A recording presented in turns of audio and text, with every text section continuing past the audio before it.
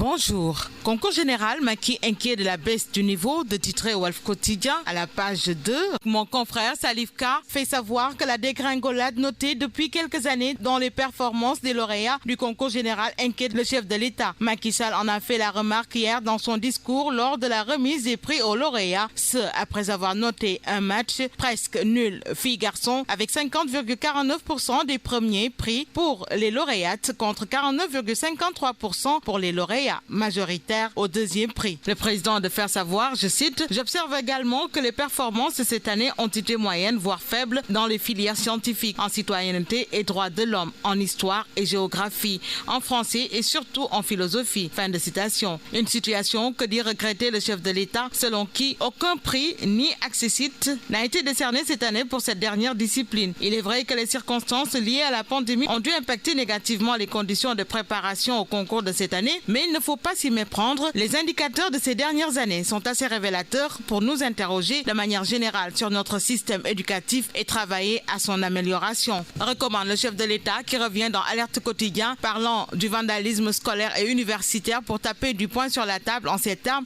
Les casseurs n'ont leur place ni à l'école ni à l'université. L'école n'est pas un champ de bataille, poursuit Macky Sall dans Réumi Quotidien, s'adressant toujours aux casseurs. Un étudiant dans le coma après avoir reçu 3 coups de couteau fait noter le journal qui indique là où l'école a péché. Restituer à l'école sa vocation essentielle, les mesures fortes de Macky, informe l'I Quotidien. Le Témoin à son tour de faire savoir que Macky Sall brandit la cravache par rapport aux actes d'indiscipline et triche dans les écoles et universités. Au crack de nos établissements, la République s'est montrée fort généreuse en récompensant les lauréats du concours général. Le président a demandé à ses ministres en charge de l'éducation de sévir sans faiblesse contre les auteurs d'actes d'indiscipline et les tricheurs. Le président dit basta, rebondit Le Soleil par rapport à la tricherie aux examens, violences et incivisme à l'école et à l'université. Les ministres et autorités académiques appelés à sévir. Macky tance les casseurs et les tricheurs dans les échos. Cérémonie de remise des prix du concours général. Les casseurs, ceux qui s'adonnent à la triche, à la violence et à l'incivisme, n'ont leur place ni à l'école ni à l'université. Quand on est possédé par son savoir, on est ébloui par sa propre lumière et celui qui est ébloui par sa propre lumière perd ses repères et le sens de l'orientation. Dixit le chef de l'État au moment où le mandat parlant des bourses d'excellence pour les sœurs jumelles,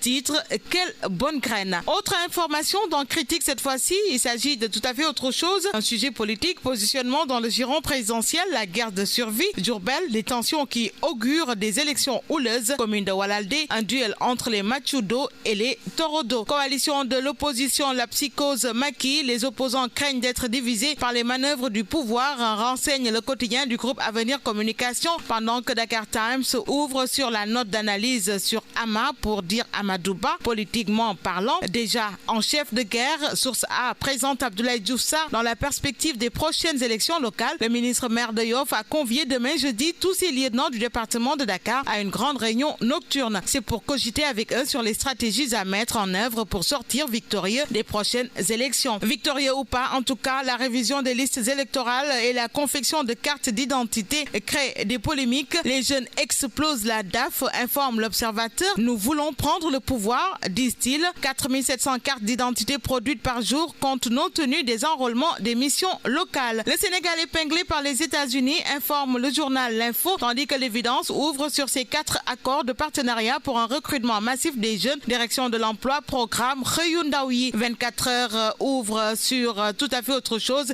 Il s'agit de Sen'Eau, les compteurs qui tournent à la controverse. Direct News d'enchaîner. Insécurité sur l'autoroute à péage, de faux marchands ambulants sèment la terreur. Tandis que nous passons au quotidien LAS pour parler de cette enquête. Implantation au Sénégal, divergence avec les sunnites, position sur la Tamkharit, les chiites, une minorité de plus en plus visible. Parlons sport avec Vox Populi Foot, tirage au sort de la CAN 2021. Le Sénégal dans la poule B avec la Guinée. Les Lions débutent contre le Zimbabwe le 10 janvier. Restons sur ce registre sport avec Stade cette fois-ci. CAN 2022, groupe B, les Lions épargnés. Sunulam enchaîne avec Lamine Golo, coach du Lion de Guédiawaye, qui déclare Balagaï 2 allait massacrer Bombardier. Et nous bouclons avec la tribune jour J pour un miracle attendu par les Sénégalais. Kounkandé, l'incarnation ultime des sénégalaiseries. Kounkandé est en marche ce jour pour, dit-il, scinder la mer, la fendre du faux et du toc. Dixit mon confrère Abdoulaye Mbow, il serait même atteint de Covid. Il a même même reporter l'événement. C'est dire qu'au Sénégal, les vrais modèles, ceux qui doivent retenir l'attention des Sénégalais, sont nos dignes chefs religieux. Konkandé fait part d'espoir ainsi à tout jeune candidat à l'immigration. Tasna Yakar, bonne lecture à tous.